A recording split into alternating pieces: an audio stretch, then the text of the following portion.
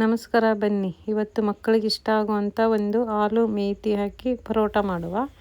ಅದಕ್ಕೆ ಬೇಕಾಗುವ ಸಾಮಗ್ರಿಗಳು: ಬಟಾಟೆಯನ್ನು ಮೊದಲು ಬೇಯಿಸಿಟ್ಕೋಬೇಕು, ಹಾಗೆ ಚಪಾತಿ ಹಿಟ್ಟನ್ನು ಚಪಾತಿ ಅದಕ್ಕೆ ಕಲಿಸಿಟ್ಕೋಬೇಕು. ಮತ್ತು ಒಂದು ಬಾಣಲಿಗೆ ಸ್ವಲ್ಪ ಎಣ್ಣೆ ಹಾಕಿ ಸಾಸಿವೆ, ಜೀರಿಗೆ, ಸಣ್ಣ ಹೆಚ್ಚಿದ ಈರುಳ್ಳಿ ಹಾಕ್ಕೊಂಡು ಬಾಡಿಸ್ಕೋಬೇಕು.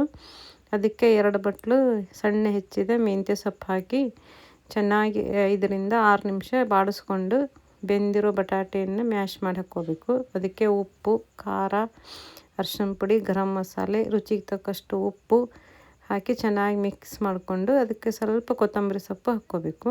ಆಮೇಲೆ ಚಪಾತಿಗಿಂತ ಸ್ವಲ್ಪ ಜಾಸ್ತಿ ಹಿಟ್ಟನ್ನು ತೊಗೊಂಡು ಹೋಳಿಗೆ ಸೀಟ್ ಮೇಲೆ ಹೋಳಿಗೆ ಥರನೇ ತುಂಬ್ಕೋಬೇಕು. 2 ಬದಿ ಅದಕ್ಕೆ ಬಿಳಿ ಎಳ್ಳನ್ನು ಹಚ್ಚಿ ಹೋಳಿಗೆ ಸೀಟ್ ಮೇಲೇ ಪರೋಟ ದಪ್ಪ ಮಾಡಿ ಉದ್ದುಕೋಬೇಕು. ದಪ್ಪ ಇದ್ರೇ ಚೆನ್ನಾಗಿರುತ್ತೆ. ಅದನ್ನೇ 2 ಬದಿ ಎಣ್ಣೆ ಹಾಕಿ ಬೇಯಿಸಿದರೆ ರುಚಿಕರವಾದ ಪರೋಟ ರೆಡಿ. ಮೊಸರು ಜೊತೆ ತಿನ್ಬೋದು.